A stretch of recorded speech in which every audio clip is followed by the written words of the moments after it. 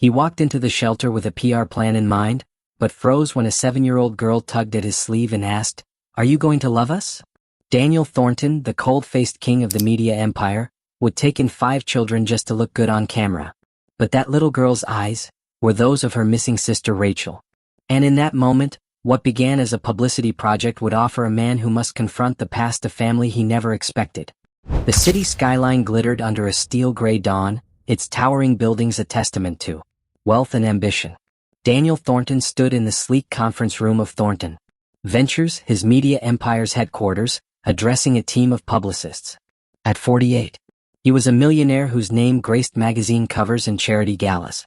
His tailored navy suit was flawless, his dark hair meticulously styled, every detail a reflection of his calculated image.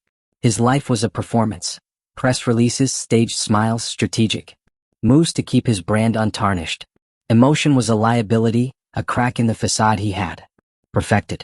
On the table before him lay a glossy proposal, the latest plan to bolster his public image. The adoption campaign, Daniel said, his voice smooth and commanding, will show the world I am more than a businessman. We bring in 5 street kids, give them a home, and document every moment. The press will eat it up, Thornton the philanthropist saving lives. His publicist, Lauren, nodded, her tablet glowing with notes. We have identified a group of siblings from a shelter, she said. Ages 7 to 15, no parents, no permanent placement. They are perfect for the narrative, sympathetic, photogenic. We can stage a heartwarming reveal next week. Daniel's lips curved, the plan aligning with his goals. His company stock had dipped after a recent scandal involving offshore accounts, and he needed a story to shift the narrative.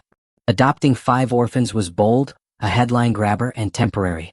He would provide for them for a year, then quietly transition them to foster care, his image restored. Make it happen, he said.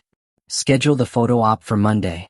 As the team dispersed, Daniel stepped onto the street, his Bentley waiting at the curb. The shelter was a short drive away, a nondescript building in the city's grittier edge. He had agreed to meet the children, a formality to ensure they fit the campaign's vision. His driver, Paul, opened the door and Daniel settled into the leather seat, reviewing press clippings on his phone. The city blurred past, its noise a distant hum until the car stopped outside the shelter's faded facade. Inside, the air was stale, heavy with the scent of disinfectant. A social worker, Miss Karen Walsh, greeted him, her smile strained but professional. "Mr. Thornton, thank you for coming," she said. "The children are excited, though they are nervous. They have been through a lot." Daniel nodded, his expression neutral. "I understand," he said, though his mind was on the cameras that would soon capture this moment. Ms. Walsh led him to a small room where 5 children waited, their clothes worn but clean, their faces a mix of hope and wariness. They stood close, a unit forged by survival, their ages spanning a wide arc. "This is Emma," Ms. Walsh said, gesturing to the eldest, a 15-year-old with sharp brown eyes and a guarded posture. "She looks after her siblings, Noah, 13, Olivia, 11, Liam, 9, and Sophia, 7. Daniel studied them, his publicist's words echoing. Sympathetic, photogenic. Emma's defiance was tempered by protectiveness. Noah's lanky frame held a quiet strength. Olivia's freckled face was curious. Liam's restless energy betrayed his caution, and Sophia clung to Emma's hand, her wide green eyes flickering with shy wonder. They were perfect for the campaign, a ready-made story of redemption. "Thank you for choosing us," Emma said, her voice steady but laced with skepticism.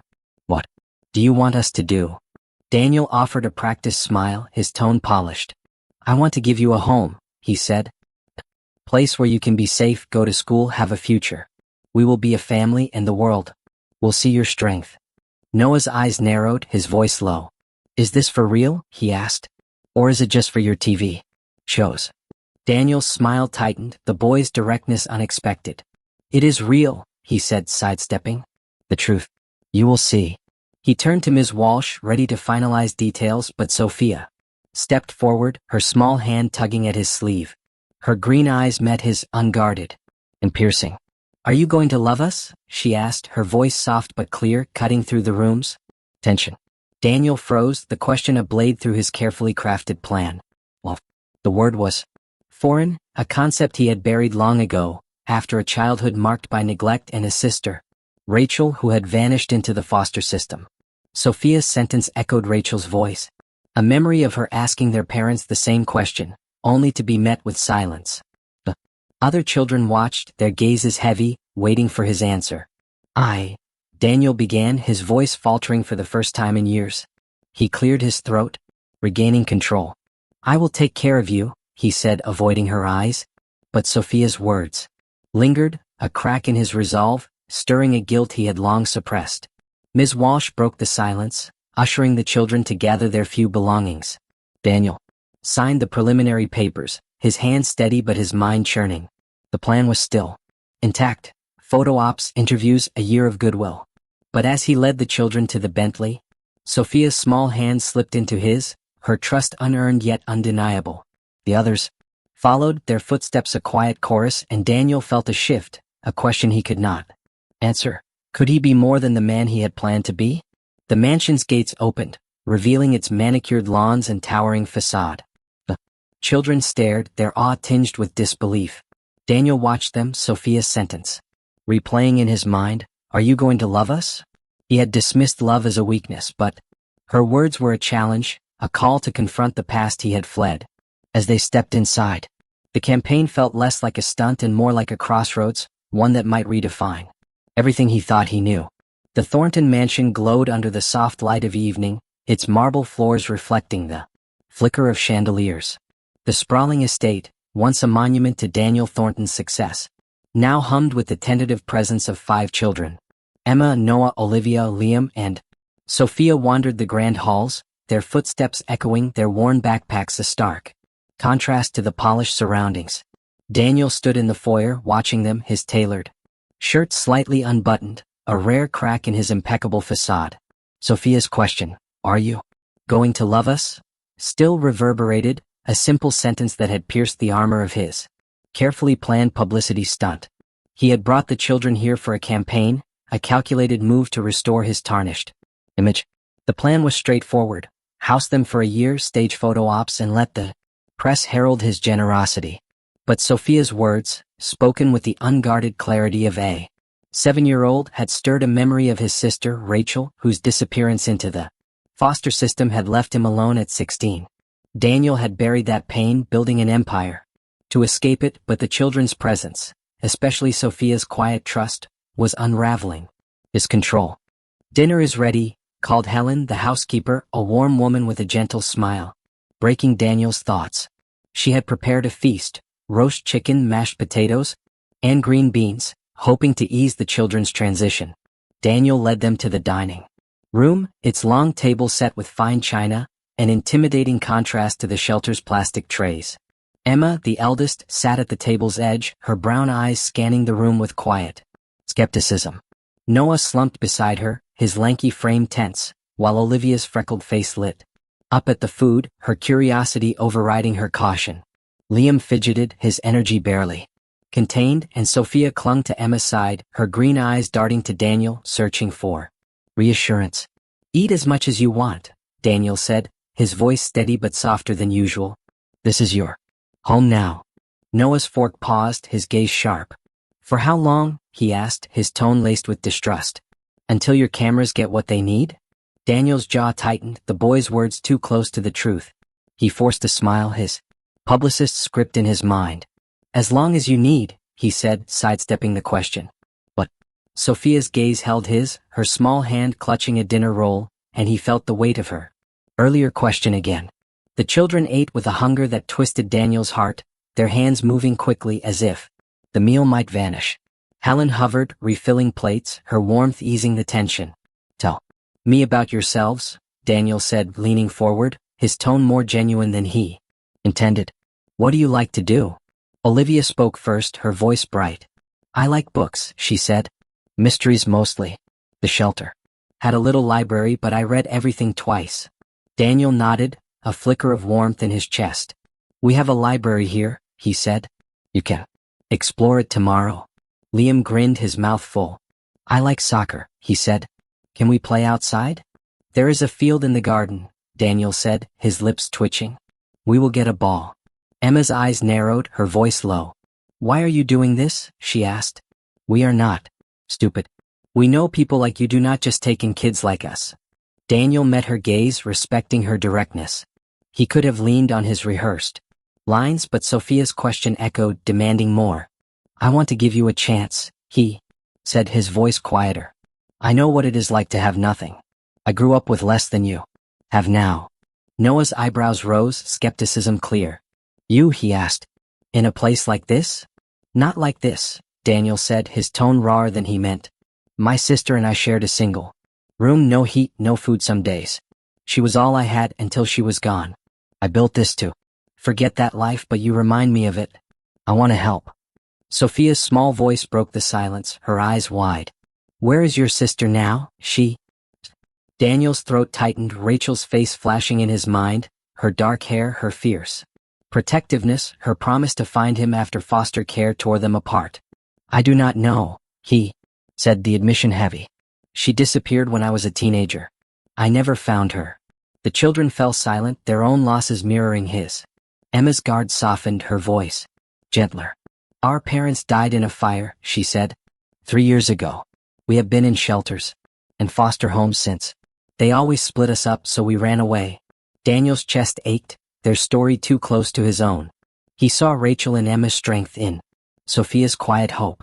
You will not be split up here, he said, his voice firm. I promise that. Liam's eyes brightened, a spark of trust. Really? He asked. Really? Daniel said, the word heavier than he expected. Helen cleared the plates and Daniel led the children to their rooms, a suite of connected bedrooms, each with soft beds and wide windows. These are yours, he said. Get some rest. We will talk more tomorrow. Sophia lingered, her small hand touching his. Thank you, she said, her voice a whisper, her green eyes piercing. Daniel nodded, unable to speak, and left them to settle in. He retreated to his study, the campaign proposal mocking him from his desk. The plan had been simple, a year of staged generosity, then a quiet exit. But Sophia's question, are you going to love us? Had exposed the hollowness of his intent. He thought of Rachel, of her asking their parents for love, of her vanishing without an answer. He had survived by closing his heart, but these children, with their resilience and need, were pulling it open. His phone buzzed, Lauren's name flashing. The press is ready for Monday, she said, her voice brisk.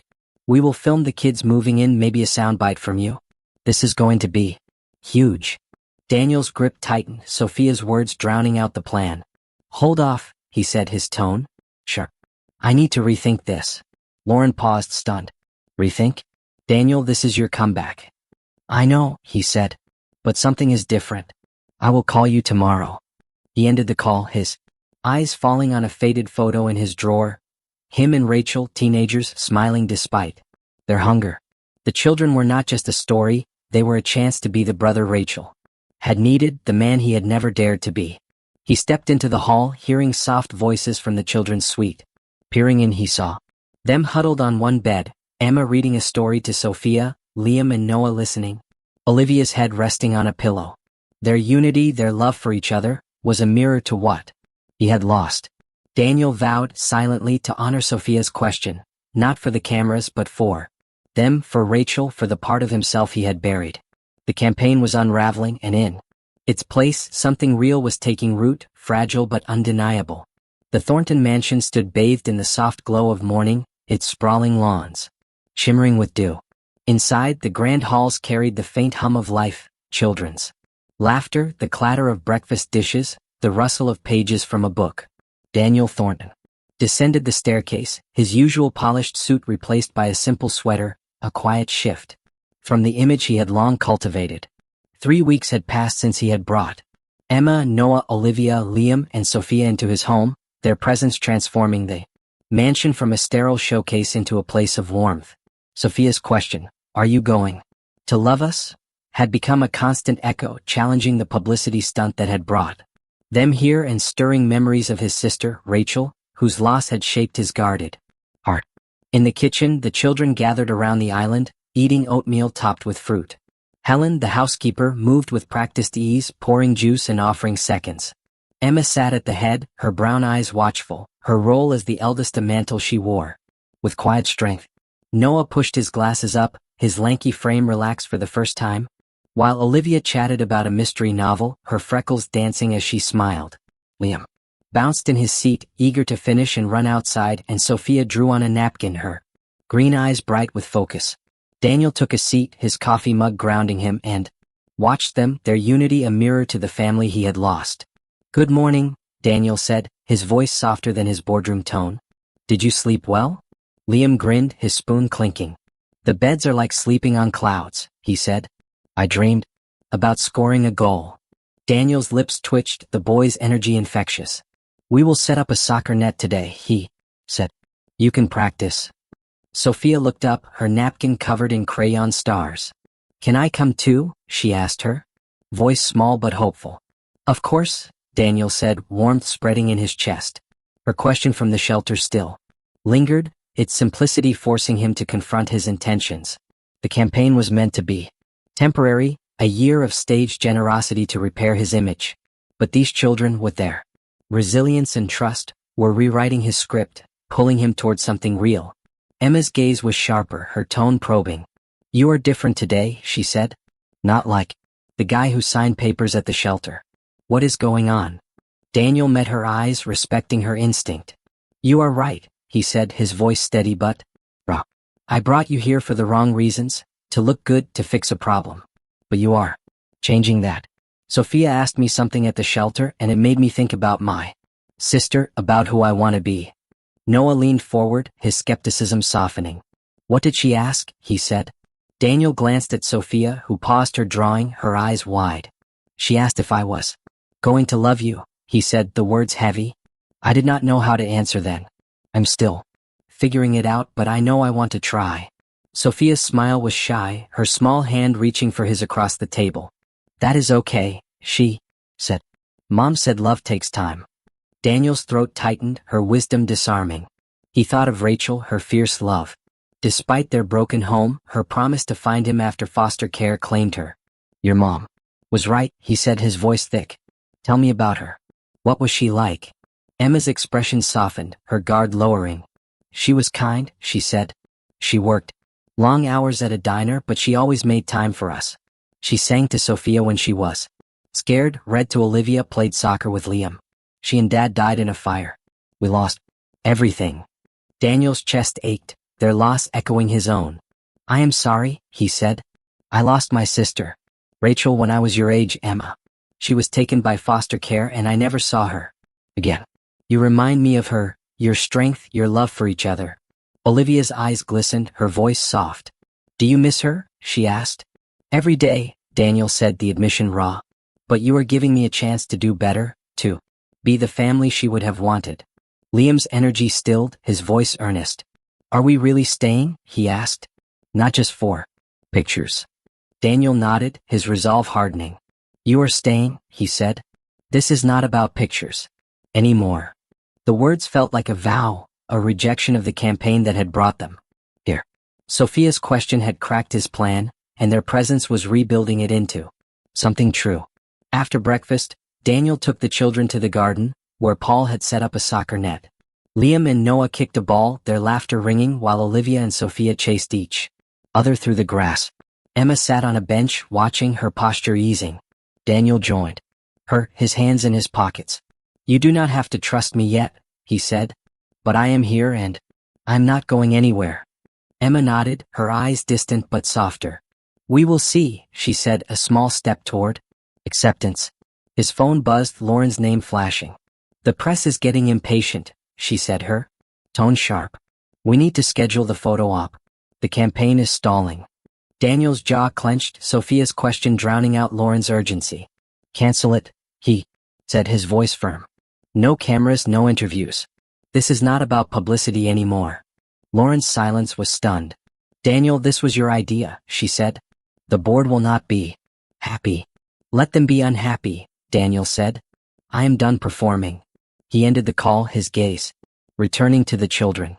Their joy, their need, was more real than any headline. But a new message followed from his lawyer, Stephen. "Social Services knows about the kids," he wrote. "They are questioning your motives, citing the campaign. We need to meet tomorrow." Daniel's heart sank, the threat of losing them sharpening his focus. He thought of Rachel, of her being torn from him, and vowed not to let history repeat. He needed proof, a letter, a record, to show his connection to the children, to prove his intent was genuine. Emma had mentioned their mother's diary, left in a shelter storage room. It was a long shot, but it might hold answers, a way to anchor their bond. Daniel's heart raced. It was a lead, a chance to prove his tie to the children, to honor Sophia's question with action. He felt Rachel's presence, her voice guiding him, and knew he was on the edge of a truth that could change everything. The campaign was gone, replaced by a fight for a family he had not planned but could not imagine losing. The courtroom was a solemn space, its polished wood and muted light heavy with anticipation. Daniel Thornton sat at the petitioner's table, his charcoal suit crisp but his hands clasped tightly, betraying the nerves beneath his composed exterior. Across the room, Miss Karen Walsh, the social services representative, adjusted her notes, her expression professional but stern. Emma, Noah, Olivia, Liam, and Sophia sat in the gallery. Their new clothes, navy for Emma, green for Noah, purple for Olivia, blue for Liam, and pink for Sophia, bright against the somber benches. Their eyes, a mix of brown, hazel, and green, followed Daniel, their trust tempered by the fear of another loss. He offered a subtle nod, a silent promise. I will keep you together. 10 months had passed since Daniel had met the 5 siblings at the shelter, intending a publicity stunt to salvage his tarnished image. The plan had been simple: house them for a year, stage photo ops, and let the press crown him a hero. But Sophia's question, "Are you going to love us?" had shattered that facade, stirring memories of his sister Rachel and forcing him to confront his buried past. The Thornton mansion, once a cold monument to his wealth, now brimmed with life. Books strewn across the library, a soccer ball in the garden, crayon drawings taped to the fridge. Daniel had scaled back at Thornton Ventures trading, boardrooms for bedtime stories, soccer games, and quiet moments that mattered. The children were no longer a campaign, they were his family, and this hearing would decide their future. The judge, a man with a steady gaze and graying hair, took his seat. "We are here to determine the guardianship of Emma, Noah, Olivia, Liam, and Sophia Bennett," he said, his voice resonant. "Mr. Thornton seeks permanent custody. Ms. Walsh represents the state. Let us proceed." Ms. Walsh stood, her tone clipped but measured. "Your Honor, Mr. Thornton's resources are substantial, but his initial motive, a publicized adoption campaign, raises concerns," she said. "These children need genuine stability, not a temporary arrangement for media gain. Foster care, while imperfect, offers oversight and structure. Mr. Thornton's connection to them is based on a diary entry which is not legally binding. The state believes their needs are best met within our system." Stephen, Daniel's lawyer, rose, his voice calm but firm. "Your Honor, Daniel Thornton has provided a loving, stable home for 10 months, he said. He has enrolled the children in school, secured counseling, and fostered their sense of belonging. A diary from their mother, found in a shelter storage unit, mentions Daniel's sister, Rachel, as a trusted friend, suggesting a familial bond. The children have thrived under his care, and they wish to remain with him. Returning them to foster care would be traumatic and unnecessary." The judge nodded, his eyes on a folder containing the diary's pages. "I have reviewed the evidence," he said. "Mr. Thornton, please speak. Why should this court grant you custody?" Daniel stood, his heart pounding but his voice steady. He looked at the children, their hands clasped, then back at the judge. "I started this for the wrong reasons," he said. "I wanted to fix my image, to use these children as a story. But Sophia, the youngest, asked me if I would love them, and that question broke me open. It reminded me of my sister, Rachel, who was taken by foster care when I was a teenager. I lost her, and I built my life to escape that pain." He paused, his throat tight. "These children gave me a chance to do better. Emma's strength, Noah's questions, Olivia's curiosity, Liam's energy, Sophia's hope. They are my family now. I'm not asking for custody because I can afford it. I'm asking because I love them, and I cannot imagine my life without them." The courtroom was silent, his words settling like a tide. Emma's eyes glistened, her fingers tightening around Noah's. Sophia leaned forward, her small frame trembling with hope. Walsh's resolve wavered, her notes untouched. The judge turned to the children. Emma? Noah, Olivia, Liam, Sophia, he said, his tone gentle. Would you like to speak? Emma stood, her navy sweater catching the light, and walked to the stand, her siblings close behind. We were alone before Daniel, she said, her voice strong despite her nerves. We ran from foster homes because they tried to split us up. Now we have a home. It helps us with school, plays with us, listens to us. He talks about our parents, about his sister like they're still here. We want to stay with him. Sophia's voice was soft but clear, her pink dress bright. He loves us now, she said. I can tell. The judge's expression softened, but he remained composed, dismissing the children to their seats. The hearing continued with testimony from Helen, who spoke of the children's joy, and their counselor, who praised their emotional growth. Ms. Walsh's final argument leaned on protocol, but her conviction faltered. The judge called a recess, promising a ruling by the afternoon. Daniel and the children waited in a quiet hallway, sharing a bench. Sophia climbed onto his lap, her small hand tracing his sleeve. Are we going to stay? She asked, her green eyes. What? Daniel held her close, his voice steady. I believe we will, he said. But no matter what, I am not giving up on you. You are my family. Emma leaned against him, her guard fully down, while Noah, Olivia, and Liam sat close, their unity a quiet strength. Daniel thought of Rachel, of her fierce love, and of the diary that had bridged their past to this moment. The investigator had found the storage unit, and inside was their mother's diary, its pages filled with love for her children and memories of Rachel, her foster care friend. One entry read, Rachel was my strength. If her brother, Daniel, ever finds my kids, he will protect them. It was not a will, but it was enough to sway Stephen, and Daniel prayed it would sway the judge. The court reconvened, and the judge's voice cut through the tension. This case is about where these children belong, he said. Mr. Thornton, you have shown extraordinary commitment, turning a flawed motive into genuine care. Emma, Noah, Olivia, Liam, Sophia, your voices are powerful. Based on the diary and the evidence of your bond, I grant temporary guardianship to Mr. Thornton with a review in 1 year. Prove this is their home, and it may become permanent. Daniel exhaled, relief flooding through him. The children rushed to him, their arms wrapping around him in a fierce embrace.